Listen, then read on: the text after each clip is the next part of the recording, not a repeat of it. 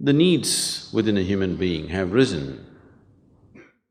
इंसान के भीतर कुछ अधूरेपन of a certain sense की वजह से जरूरतें उठती हैं। लोग अपने भीतर कुछ पूर्णता महसूस करने के लिए रिश्ते बनाते हैं। जब आप अपने चाहते इंसान से रिश्ता बनाते हैं तो आप पूर्ण महसूस करते हैं। जब आपके साथ ऐसा नहीं होता है तो आप अधूरापन महसूस करते हैं। ऐसा क्यों होता है? क्योंकि ये जीवन का ये अंश अपने आप में एक पूर्ण इकाई है। यह अधूरा क्यों महसूस करता है और ये दूसरे जीवन के अंश से साझेदारी करके खुद को पूरा करने की कोशिश क्यों कर रहा है? मूलभूत वजह यह है कि हमने इस जीवन की गहराई और इसके आयामों को नहीं समझा है। वैसे मूल चीज तो यही है, फिर भी रिश्तों की प्रक्रिया जटिल होती है। यहां उम्मीदें होती हैं और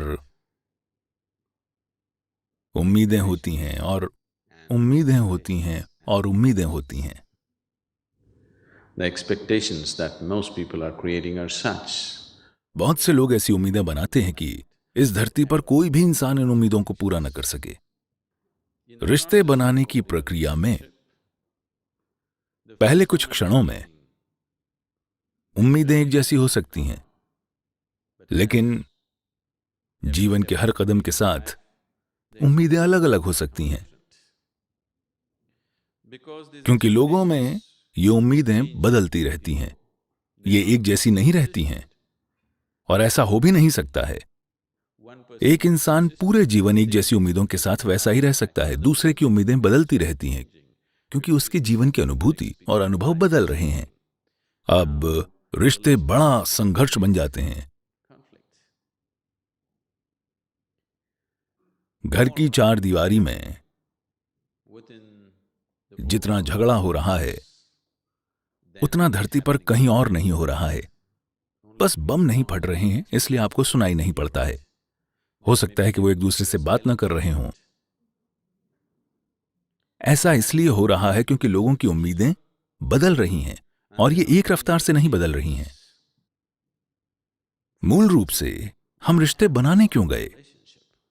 क्योंकि आपको लगा कि बिना रिश्ते के अगर आप जीवन में किसी तरह का रिश्ता नहीं रखते हैं तो आप डिप्रेस हो जाएंगे।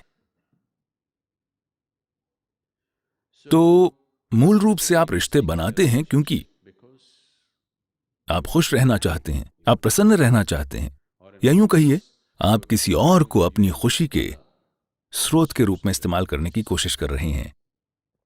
अगर आप अपनी प्रकृति से ही खुश हैं तो अब रिश्ते आपकी खुशी को व्यक्त करने का माध्यम बन जाते हैं, खुशी को ढूंढने का नहीं। अगर आप खुशी ढूंढने के लिए रिश्ते बना रहे हैं और किसी से खुशी निचोड़ने की कोशिश कर रहे हैं और वो इंसान आपसे खुशी निचोड़ने की कोशिश कर रहा है, अब ये कुछ समय बाद दर्दनाक रिश्ता होने वाला है।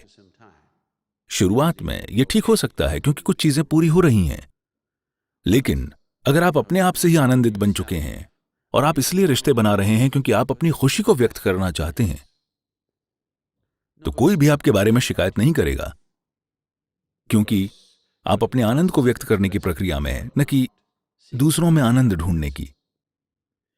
तो अगर आपका जीवन आपके आनंद की अभिव्यक्ति बन जाए, दूसरों में आनंद ढूंढना नहीं, तो रिश्ते अपने आप ही अद्भुत होंगे। आप 10 लाख रिश्ते बना सकते हैं और उन्हें अच्छे से निभा सकते हैं। अब दूसरों की उम्मीदों को पूरा करने के सर्कस की जरूरत नहीं पड़ेगी, क्योंकि अगर आप आनंद की अभिव्यक्ति हैं